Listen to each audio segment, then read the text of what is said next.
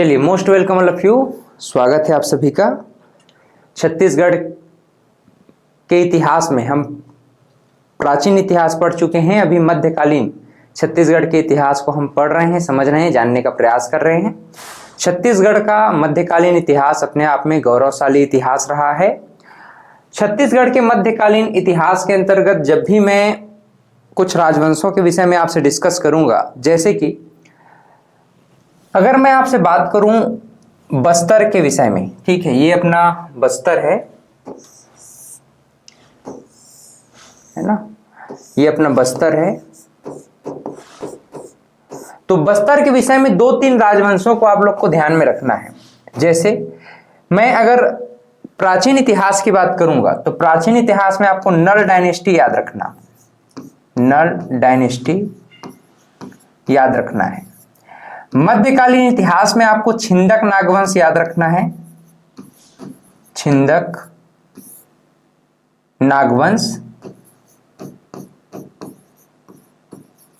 और वहीं मध्यकालीन इतिहास से लेकर के आधुनिक इतिहास तक आपको काकतीय राजवंश को ध्यान में रखना, काकतीय राजवंश। मूल रूप से अगर हम देखना चाहें तो एंशियंट हिस्ट्री के अंतर्गत, एंशियंट सीजी हिस्ट्री के अंतर्गत हम याद रखते हैं नल डायनेस्टी के विषय में। फिर मिडाइवल सीजी हिस्ट्री में हम ध्यान रखते हैं छिंदक नागवंश और कुछ हिस्सा किसका है, काकतीय राजवंश का। फिर जैसे ही हम लोग मॉडर्न छत्तीसगढ़ की बात करेंगे तो मॉडर्न छत्तीसगढ़ में हम पूर्ण रूप से काकतीय राजवंश पर फोकस्ड हो जाएंगे। क्लियर है, यहां तक सबको समझ में आया? तो इन तीन राजवंशों को आपको कहां से कनेक्ट करके याद रखना है, बस्तर से कनेक्ट करके याद रखना है। हम एक राजवंश है जिसको हम कहते हैं छिंदक नागवंश। तो इस छिंदक नागवंश पर अभी हम लोग डिस्कस करना चाह रहे हैं। ध्यान से आप लोग सुनिएगा, बात को समझने का प्रयास करिएगा।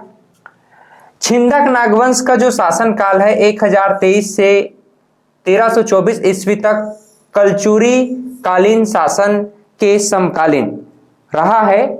और इन्होंने अपनी राजधानी यहां पर अब आज दंतेवाड़ा जिला कहलाता है, दंतेवाड़ा जिला। दंतेवाड़ा में क्या है, चक्रकोट, चक्रकोट। तो दंतेवाड़ा जिला में बारसूर एरिया जो है, बारसूर एरिया, बारसूर क्षेत्र में इन्होंने चक्रकोट को अपनी राजधानी बनाया था। मूल रूप से छिंदक नागवंशियों की जो जानकारी है हमको तेलुगु शिलालेख एर्राकोट से मिलती है। इसके अलावा राजपूत ताम्रपत्र, टेम्बरा अभिलेख, कुरुसपार शिलालेख एग्जाम में पूछा जाता है कि कुरुसपार शिलालेख किससे संबंधित है, सोमेश्वर देव प्रथम से संबंधित है ना। सोनार पार अभिलेख, दंतेवाड़ा स्तंभ अभिलेख और बारसूर के मामा भांजा मंदिर, आईएमपी। बारसूर के मामा भांजा मंदिर को किन शासकों ने बनवाया, छिंदक नागवंशियों ने बनवाया, ये भी इंपॉर्टेंट है। गणेश मंदिर, क्लियर। तो इस प्रकार से ये एग्जाम में डायरेक्ट आपके पूछे जाते हैं। जो छिंदक नागवंशी थे ये छिंदक कुल के थे और गोत्र इनका कश्यप था।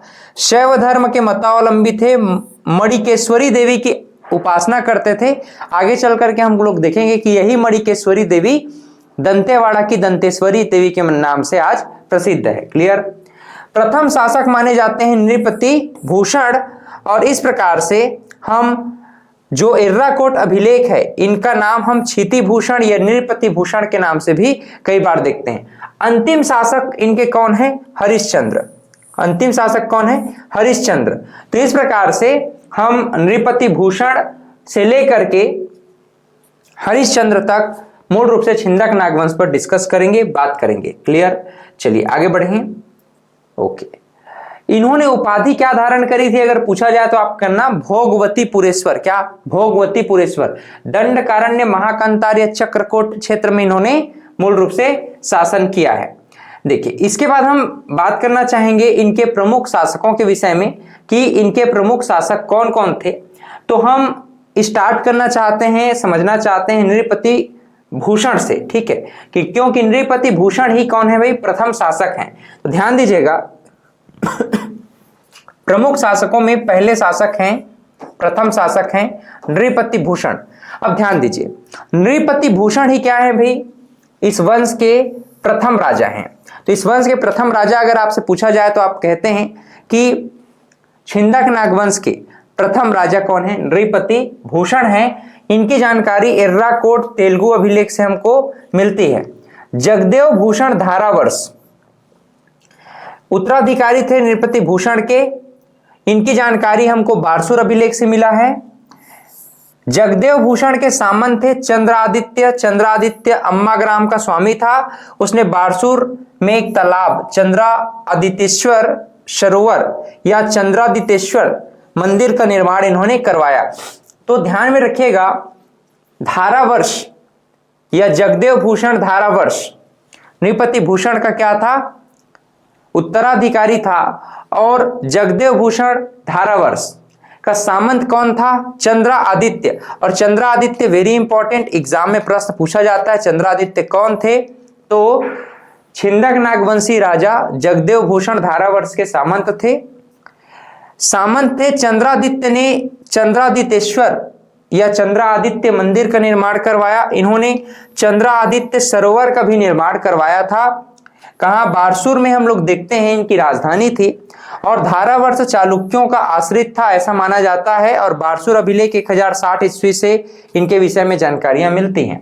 तो 2-3 बातें आपको ध्यान में रखनी है। पहली बात तो ये कि भाई जो नृपति भूषण हैं, जगदेव भूषण हैं, धारावर्ष जिनको हम लोग कह रहे हैं, ये सभी किसके समकालीन हैं, तो कलचुरियों के समकालीन हैं। और किन के समकालीन हैं, तो चालुक्य शासकों के भी समकालीन हैं आप कह सकते हैं।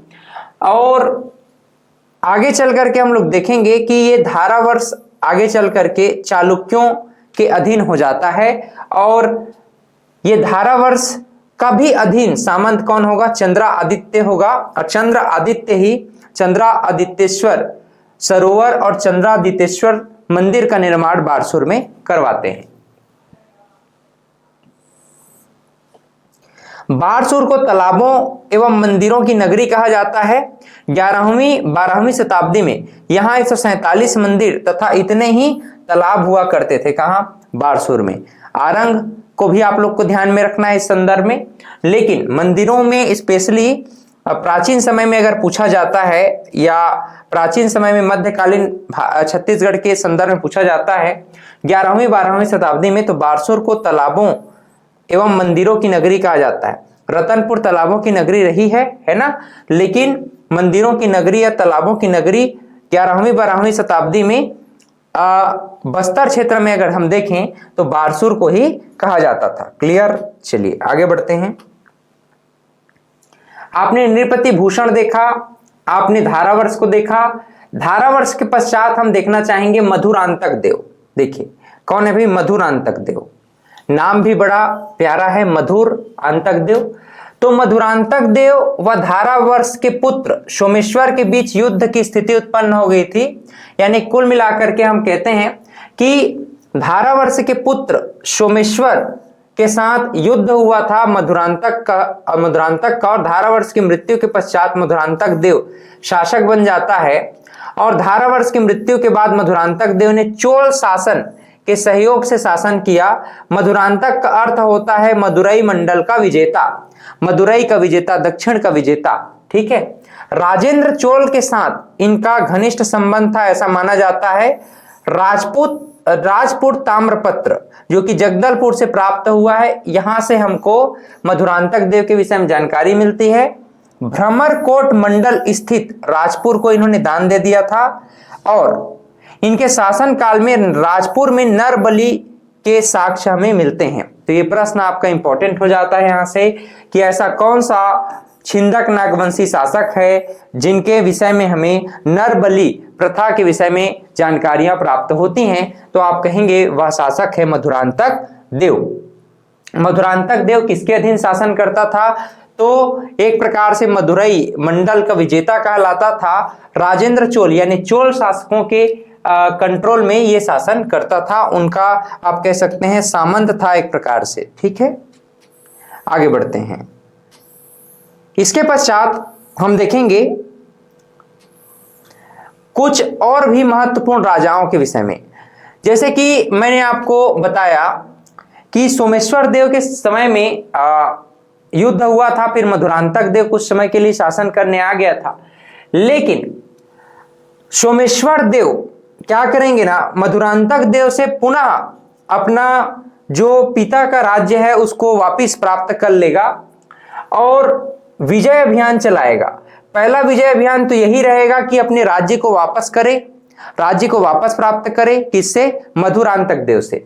तो मधुरांतक देव की हत्या करके ये जो है दिव्य वन खांडव वन को जला देते हैं और उड्र विजय करेंगे, फिर वेंगी विजय किया जाएगा, फिर लेमड़ा विजय, लांजी विजय, वज्र विजय, भद्रपतन विजय और रतनपुर के शासक पृथ्वीदेव प्रथम को पराजित करेंगे।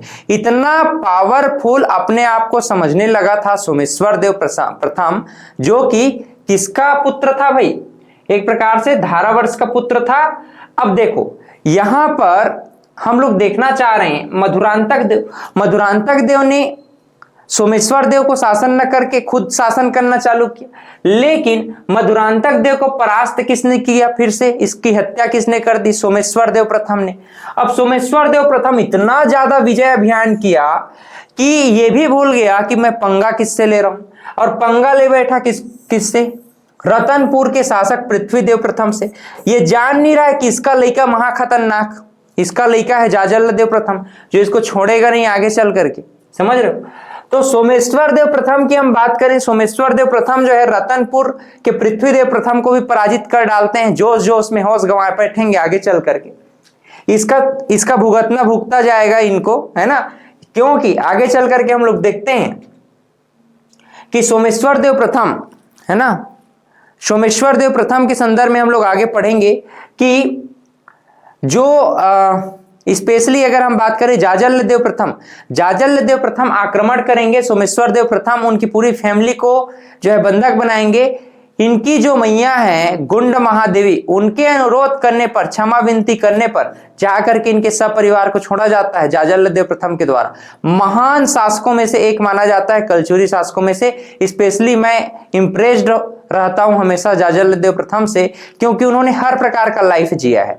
उन्होंने बचपन में खेला कूदा मौज मस्ती किया, ठीक है, उसके बाद फिर अपने ऐश्वर्य का, अपने ज्ञान बुद्धि बल का परिचय दिया अपनी युवावस्था में, फिर कुछ किशोरावस्था में उन्होंने राजपाट करना प्रारंभ किया और एक बहुत ही जबरदस्त शासन किया, विजय अभियान किया एक से एक, है ना। तो शौर्य बल का भी उन्होंने अच्छा प्रदर्शन किया। अंतिम समय में मकरध्वज नामक जोगी के साथ वह वन को चले गए और वापिस कभी लौट करके नहीं आए। तो ऐसा महान शासकों में से एक जाजल देव प्रथम हुए हैं, जो आगे चल करके इनके जो जाजल देव प्रथम के पिता कौन, पृथ्वीदेव प्रथम को जब पराजित किया जाएगा, किसके द्वारा?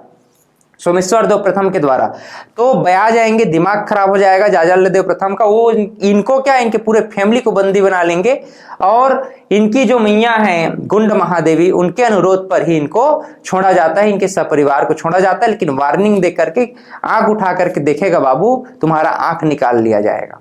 समझ रहे हो?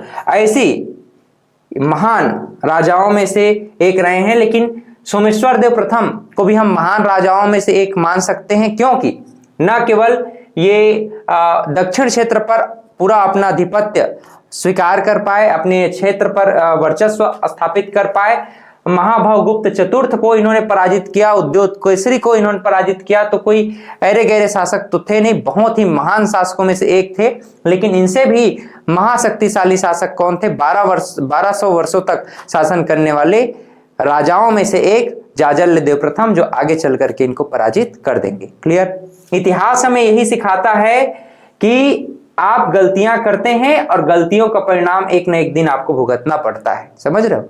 जैसी करनी वैसी भरनी, ऐसी सो शैलियो रीप। इनके पिता कौन है? धारावर्ष। माता का नाम गुंड महादेवी। पुत्र इनके कौन होंगे? कन्हर देव। निर्माण कार्य इन्होंने क्या क्या करवाया, ये इंपॉर्टेंट है भाई। इनका निर्माण कार्य आप लोग ध्यान में रखिएगा। नारायण पाल यानी विष्णु मंदिर, विष्णु मंदिर जो है ना, गुंड महादेवी को बहुत पसंद था, मतलब विष्णु जी की बहुत बड़ी भक्त थी। कौन? गुंड महादेवी, सोमेश्वर देव जी की मैया। तो इसी नाम से नारायण पाल बस्तर में विष्णु मंदिर का निर्माण करवा दिया गया सोमेश्वर देव के द्वारा। मंदिर निर्माण गुंड महादेवी भगवान विष्णु के भक्ति को देखकर के निर्माण करवाया गया था। ये जो है महाराजा धीराज परम भट्टारक परम महेश्वर की उपाधि धारण करते थे। इसी नाम से सोमेश्वर देव प्रथम बहुत इंपॉर्टेंट है। कई बार तो कुरुषपाल अभिलेख किससे संबंधित है ऐसा भी प्रश्न आपसे पूछा जाता है, तो ध्यान में रखिएगा। महान शासकों में से एक छिंदक नागवंशी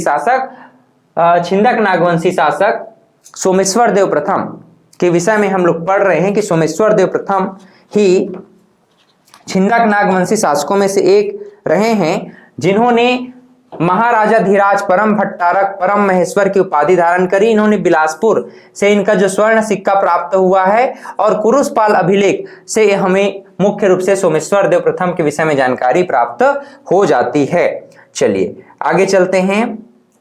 कन्हर देव प्रथम के विषय में हम लोग बात करेंगे। जैसे कि मैंने आपको पहले ही बताया, कन्हर देव इनका क्या था, पुत्र था सोमेश्वर देव प्रथम का। तो इनके विषय में भी हम लोग थोड़ा सा बात कर लेना चाहेंगे। कन्हर देव प्रथम, उसके बाद फिर सोमेश्वर द्वितीय, उसके बाद फिर नरसिंह देव, इनके विषय में भी हम लोग आगे चल करके बात करेंगे।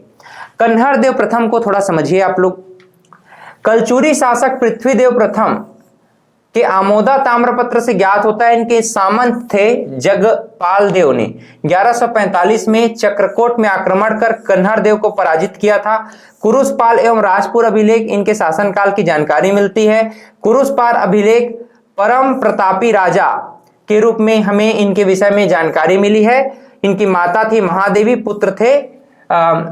पुत्र थे सोमेश्वर द्वितीय। ठीक है, कन्हर देव काट दीजिएगा। तो यहां पर आप लोग कुछ बातें समझिएगा, यहां पर कुछ बातें आप लोग समझिए। कन्हर देव प्रथम, कन्हर देव देखो, कन्हर देव सोमेश्वर देव के पुत्र हैं। पहले ही जाजल देव ने समझा रखा था, आंखों की गोटियां बना के खेलूंगा अगर तुम दोबारा ताय फाय किए तो। लेकिन कन्हर देव नहीं माना। कन्हर देव फिर से कहीं ना कहीं अपने पिता के बेइज्जती को सहन नहीं कर पा रहा था और अपने भुजबल बाहुबल के द्वारा ये कोशिश करने लगा कि मैं तो इनको छोड़ूंगा नहीं, कलचूरियों को। लेकिन आगे चल करके हम लोग देखते हैं कि पृथ्वीदेव प्रथम के ही जो सामंत थे, जिनका नाम क्या था, जगपाल देव ने, अब देखो राजा लोग तो इतने पावरफुल हो गए थे कलचूरी राजा कि वो लोग तो ऐसे छोटे मोटे राजाओं से उलझते नहीं थे, अपने सामंतों को ही भेज दे, जाओ बेटा तुम ही झगड़ा करके आओ। तो इनके सामंत थे जगपाल देव, यही आए और इनको हरा करके पराजित करके फिर से वापस चले गए कन्हर देव। लेकिन Kanhar Dev one of the most powerful emperor in the south region of Chhattisgarh. तो कन्हर देव को महाप्रतापी राजा कहा गया है कुरुषपाल अभिलेख में। इनके बाद सोमेश्वर देव द्वितीय की बात करें तो कन्हर देव के पश्चात सोमेश्वर देव द्वितीय राजा बनते हैं। पत्नी का नाम था इनका गंग महादेवी, और आगे चल करके फिर नरसिंह देव माणिक्य देवी के पुजारी बनते हैं। आगे चल करके जैसे मैंने आपको पहले ही बताया कि माणिक्य देवी इनकी कुल देवी थी छिंदक नागवंशियों के, जो कि आगे चल करके दंतेवाड़ा में दंतेश्वरी देवी के नाम से जाने जाएंगी। क्लियर। स्रोत क्या है भाई, दंतेवाड़ा का स्तंभ अभिलेख हमको माणिक्य देवी के विषय में जानकारियां प्रदान करता है। क्लियर। तो इस तरह से अभी हम लोगों ने कुछ महत्वपूर्ण राजाओं के विषय में बात किया जो कि छिंदक नागवंशी के प्रमुख राजाओं को समझाते हैं।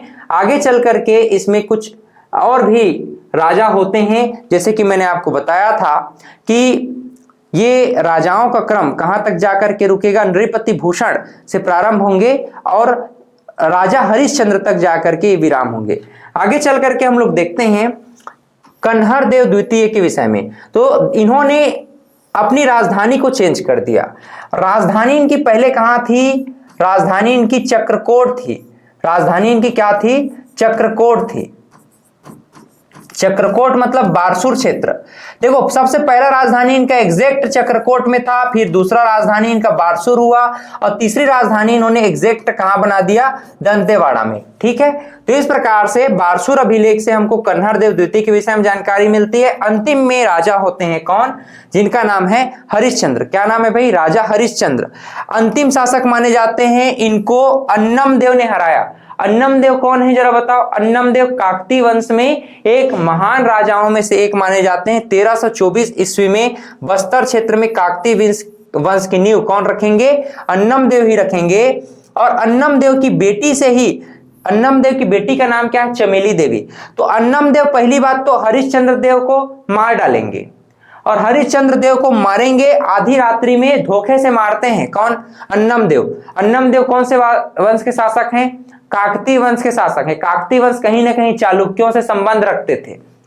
तो अन्नम देव जो कि काकती वंश के राजा हैं, ये आधी रात को 1324 ईस्वी में हरिश्चंद्र देव को मार डालते हैं और उनकी बेटी चमेली देवी से विवाह कर लेते हैं। ठीक है, और चमेली देवी से विवाह करके फिर इस क्षेत्र में काकती वंश की नींव रख देंगे। यानी कि एक प्रकार से ऐसा कह सकते हो, बस्तर में काकती वंश का पूर्ववर्ती वंश कौन है, तो आप कहेंगे कि छिंदक नागवंश है। ठीक, और छिंदक नागवंश का पूर्ववर्ती कौन रहा है, तो नल वंश रहा है। ठीक, इस प्रकार से आप ध्यान में रखेंगे। अन्नम देव अर्धरात्रि किले में प्रवेश करके हरिश्चंद्र को मार डालते हैं। अंतिम शिलालेख हम टेमरा शिलालेख से हम इनको जानकारी प्राप्त हमको स्पेशली हुआ है 1324 में। और देखना, यही जो टेमरा शिलालेख है, इसी को हम इस सती स्मारक शिलालेख के नाम से भी जानते हैं। और चक्रकोट शब्द का प्रयोग भी हमको सती स्मारक शिलालेख में प्राप्त होता है। इसको आप, मैं कहूंगा कि मोस्ट आईएमपी लिख लिए रहिए। यहां से प्रश्न बन सकता है कि आपका प्रश्न बनेगा कि भाई जो छिंदक नागवंशी राजा हैं, छिंदक नागवंशी राजा में अंतिम राजा कौन है, हरिश्चंद्र। हरिश्चंद्र 1324 ईस्वी में इनकी हत्या कर दी जाती है। इनका जो शिलालेख है 1324 का, उसको हम टेमरा शिलालेख कहते हैं। टेमरा शिलालेख को ही सती स्मारक अभिलेख कहा गया है। और यही सती स्मारक अभिलेख में सर्वप्रथम चक्रकोट शब्द का प्रयोग हमको देखने को मिलता है। क्लियर, यहां तक आपको समझ में आया। इन राजाओं ने इस क्षेत्र में प्रमुख रूप से क्या क्या स्थापत्य कराया था, इन स्थापत्य को थोड़ा हम लोग समझ लेते हैं। जैसे पहला आपको ध्यान में रखना है चंद्रादित्येश्वर या चंद्र आदित्य मंदिर, जिसको हम शिव मंदिर भी कहते हैं। चंद्रादित्य धारावर्ष का सेनापति था, निर्माण कराने वाला। फिर दूसरा स्थापत्य है चंद्रादित्य सरोवर, यह भी धारावर्ष के सेनापति चंद्रादित्य के द्वारा बनवाया गया। बत्तीसा मंदिर, कई बार ऐसा प्रश्न नहीं पूछता कि भाई बत्तीसा मंदिर कहां है करके, तो बत्तीसा मंदिर कहां है करके नहीं पूछेगा, आपसे सीधा पूछेगा, आपसे सीधा प्रश्न पूछेगा भगवान शिव का जुड़वा मंदिर बस्तर में किसे कहते हैं, ऐसा प्रश्न पूछेगा। तो आप कहना बत्तीसा मंदिर को कहा जाता है सोमेश्वर देव प्रथम की माता श्री गंग महादेवी के द्वारा बत्तीसा मंदिर को निर्माण करवाया गया था। वहीं अगर हम बात करें विशाल गणेश प्रतिमा की, तो बाणासुर नामक राजा ने इसको बनवाया। नारायण पाल बस्तर का विष्णु मंदिर सोमेश्वर प्रथम देव ने। नारायण पाल का जो बस्तर में जो विष्णु मंदिर है, सोमेश्वर देव की मैया गुंड महादेवी बहुत बड़ी भक्त थी विष्णु जी की, और इसी नाम से उनके कहने पर ही सोमेश्वर देव प्रथम ने बस्तर नारायण पाल का विष्णु मंदिर बनवाया। आगे चल करके हम लोग ये देखेंगे, यहां से प्रश्न इंपॉर्टेंट हो जाता है, मामा भांजा मंदिर कौन से शताब्दी से संबंधित है, 11वीं 12वीं शताब्दी से संबंधित है। ठीक है, मामा भांजा मंदिर कौन से शताब्दी से संबंधित है, 11वीं 12वीं शताब्दी से संबंधित है। अब देखना, मामा भांजा मंदिर वन ऑफ द एंशिएंटेस्ट टेम्पल है, जो कि बारसूर में गणेश व नरसिंहनाथ की प्रतिमा यहां पर है। मामा भांजा मंदिर में नरसिंहनाथ और गणेश जी का प्रतिमा है ना, मामा और भांजा इस प्रकार से देखो, मामा भांजा गणेश जी और नरसिंहनाथ मामा भांजा के रूप में मामा भांजा मंदिर यहाँ पर बनवाया गया। छिंदक नागवंशी शासकों ने ही कई वर्षों में इसको कंप्लीट करवाया था। ढोलकल गणेश प्रतिमा की बात करें दंतेवाड़ा में, तो छिंदक नागवंशियों का ही यह मंदिर बनवाया गया है। क्लियर? आगे देखो, यहां से जो इंपॉर्टेंट प्रश्न बन सकते थे उन पर मैं बात करूंगा। पहली तो ये जो शैव धर्म के अनुयायी थे, पहला आपका जो इंपॉर्टेंट प्रश्न बनता है वो ये, छिंदक नागवंशी शैव धर्म के अनुयायी थे, लेकिन जो माता वर्ग थे वो लोग वैष्णव धर्म के अनुयायी हो गए। तो आगे चल करके हम लोग देखते हैं कि छिंदक नागवंशी दोनों धर्म को स्वीकार करने लग गए, शैव धर्म को भी और वैष्णव धर्म को भी। बस्तर के नागवंशी शासकों की दो शाखाएं थी, ये भी इंपॉर्टेंट है, याद रखना। प्रथम शासक का जो चिन्ह है सावक संयुक्त व्याघ्र था, और दूसरी शाखा का चिन्ह कमल कदली पत्र था। ठीक, तो इसको मोस्ट आईएमपी लिख लो आप लोग, मोस्ट आईएमपी लिख लो, आईएमपी, इसको आप लिखिएगा मोस्ट आईएमपी। मोस्ट आईएमपी क्या है भाई? क्योंकि बस्तर में जो छिंदक नागवंशी शासक रहे हैं इनकी दो शाखाएं थी। प्रथम शाखा जो है सावक संयुक्त व्याघ्र और दूसरी शाखा क्या थी? कमल कदली पत्र थी। क्लियर? इस युग में इस प्रकार नाग युग में हम लोग देखते हैं कि संस्कृत एवं तेलुगु भाषा की मान्यता थी। कुल मिलाकर के आप कह सकते हैं कि जो बस्तर क्षेत्र है यानी इंद्रावती के उत्तर वाले क्षेत्र में संस्कृत और देवनागरी लिपि का उपयोग होता था, और दक्षिण में यानी आंध्रा और तेलंगाना प्रदेश में हम लोग देखते हैं तेलुगु भाषा और तेलुगु लिपि का प्रयोग राजकाट की भाषाओं में किया जाता था। इस प्रकार से इस नागवंश युग में संस्कृत और तेलुगु दोनों प्रकार की भाषाओं को मान्यता प्राप्त थी। छिंदक नागवंशी की बात करें तो पदवी छिंदक कुल, कमल भास्कर एवं छिंदक कुल तिलक, इस प्रकार के पदवी से लेकर के सुशोभित होते थे। ठीक है, 3 पदवी पर आप लोग ध्यान में रखना। छिंदक कुल 1 हो गया, कमल भास्कर 2 हो गया, और छिंदक कुल तिलक ये 3 प्रकार की जो पदवी थी ये छिंदक नागवंशियों की मूल रूप से मानी जाती है। क्लियर है भाई? चलिए आगे बढ़ें।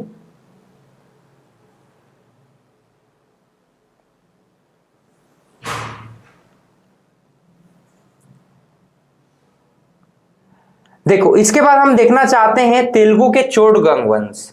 चोडगंग वंश में आपको राजाओं के नाम पूछे गए हैं, तो ध्यान में रखना राजाओं के नाम को। तेलुगु के चोड वंश के विषय में अगर बात किया जाए तो उड़ीसा के सोनपुर से लेकर के बस्तर के कुछ क्षेत्र में इन लोग शासन कर रहे थे। अब देखना, यहां पर हम ये छत्तीसगढ़ बना रहे हैं। छत्तीसगढ़ में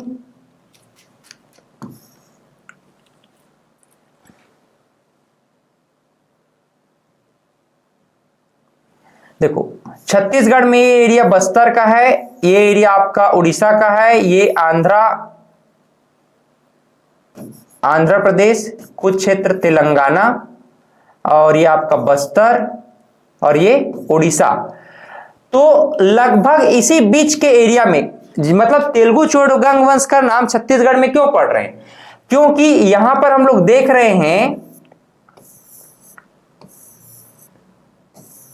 ये छोटा सा जो बस्तर वाला एरिया है ना, उड़ीसा में भी इनका साम्राज्य था, आंध्र प्रदेश में भी था, और बस्तर के कुछ क्षेत्रों में तेलुगु के चोडगंग वंश ने या चोड वंश ने शासन किया है। इसी नाम से उड़ीसा के स्वर्णपुरी से लेकर के बस्तर के कुछ क्षेत्र तक हम तेलुगु चोडगंग वंश को पढ़ते हैं। यहाँ के शासकों में सोमेश्वर तृतीय इंपॉर्टेंट माने जाते हैं, सोमेश्वर तृतीय, है ना। इन्होंने चक्रवर्ती की उपाधि धारण करी थी, तो ये इंपॉर्टेंट। राजा हरिश्चंद्र ने भी चक्रवर्ती की उपाधि धारण करी, चक्रवर्ती राजा बोलते थे। सोमेश्वर तृतीय भी चक्रवर्ती की उपाधि धारण कर रहे हैं। इसके बाद के जो राजा हैं, यशोराज प्रथम, यशोराज द्वितीय और धारल्लदेव, इनकी विषय में हमको राजाओं का नाम जनरली पूछा गया है। यशोराज धारल्लदेव, यशोराज प्रथम, यशोराज द्वितीय और धारल्लदेव। सोमेश्वर देव तृतीय ने चक्रवर्ती की उपाधि धारण करी थी। तेलुगु चोड वंश के विषय में हमको जानकारी महोदा ताम्रपत्र से मिलता है। तो इन तीनों बातों को आप लोग स्पेशली याद रखेंगे। क्लियर है यहां तक जी? सबको समझ में आ गया? ओके, तो अभी तक हम लोगों ने क्या पढ़ा है? मूल रूप से अभी तक हम लोगों ने स्पेशली समझने का प्रयास किया है कि भाई छत्तीसगढ़ के 3 प्रमुख राजवंश, छत्तीसगढ़ के 3 प्रमुख राजवंश जो कि बस्तर में रहे हैं। अब देखना, पुनः एक बार मैं इसको आपको समझाने का प्रयास कर रहा हूं, ध्यान दीजिएगा। कल के क्लास में, नेक्स्ट क्लास में हम बस्तर के काकतीय वंश से चालुक्य वंश पर बहुत डिटेल में चर्चा करेंगे। अभी पुनः एक बार आप लोग सुन लो जो हम डिस्कस करना चाह रहे हैं, रिवाइज मैं आपको बता रहा हूं। अब देखो, आपने छत्तीसगढ़ में, छत्तीसगढ़ के बस्तर में, छत्तीसगढ़ के बस्तर में तीनों कालक्रम में, जैसे कि अगर हम कहें प्राचीन छत्तीसगढ़, फिर मध्यकालीन छत्तीसगढ़, आप लोग इसे दिमाग में ध्यान में रखेंगे और बताएंगे, है ना? प्राचीन छत्तीसगढ़, मध्यकालीन छत्तीसगढ़ और आधुनिक छत्तीसगढ़। तो प्राचीन छत्तीसगढ़ में हमने कौन से शासकों के विषय में पढ़ा है? तो हम लोगों ने देखा है मूल रूप से नल वंश, यानी इसे ही हम नल डायनेस्टी भी कहते हैं, नल वंश। मध्यकालीन छत्तीसगढ़ में हमने देखा है, अभी पढ़ा, छिंदक नागवंश। कई बार कंफ्यूज हो जाते हैं स्टूडेंट्स फड़ी नागवंश और छिंदक नागवंश में। जब भी फड़ी नागवंश की बात करेंगे ना, जब भी हम फड़ी नागवंश की बात करते हैं तो आपको बात करना है किसके विषय में? कवर्धा। कवर्धा में क्या? फड़ी नागवंश, फड़ी नागवंश।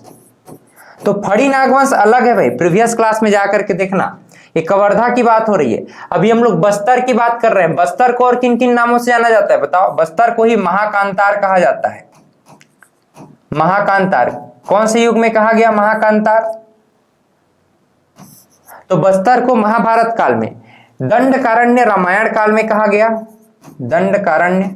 मैं कभी आपको बस्तर का इतिहास पढ़ाऊंगा, है ना? लास्ट क्लास में बस्तर के इतिहास पर भी आप लोगों से डिस्कस करूंगा कि बस्तर कैसे नाम पड़ा, बस्तर क्या है, क्यों बस्तर इसे कहते हैं, है ना? आधुनिक छत्तीसगढ़ के इतिहास में हम लोगों ने एक तो यहां पर एक और देखिएगा, इसका कुछ अंश, मध्यकाल का कुछ अंश आपको काकतीय वंश में भी देखना है। काकतीय अभी हम लोग पढ़ेंगे, काकतीय वंश, है ना? काकतीय वंश।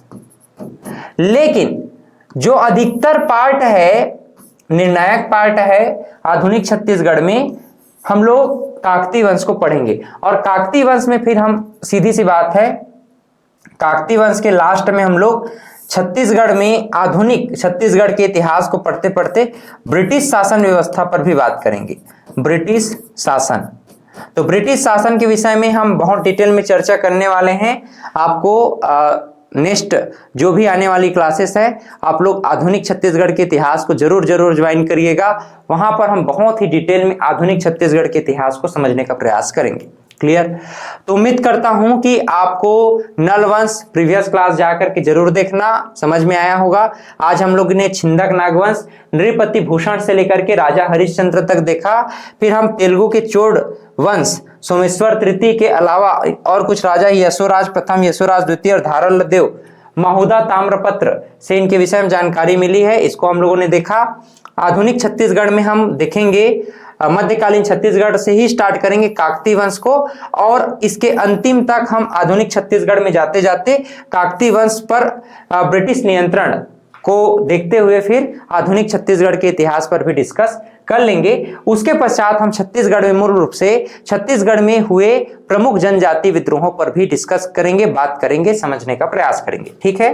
तो यहां तक आप सभी को समझ में आया होगा, उम्मीद करता हूं किसी प्रकार का कोई डाउट नहीं है। नेक्स्ट क्लास हमारी अब बस्तर में काकतीय वंश या चालुक्य वंश पर होने वाली है, तो बात करते हैं नेक्स्ट क्लास में। तब तक के लिए बहुत बहुत धन्यवाद। इसी तरह से आप लोग पढ़ते रहें, आगे बढ़ते रहें, इन्हीं शुभकामनाओं के साथ। Have a great day.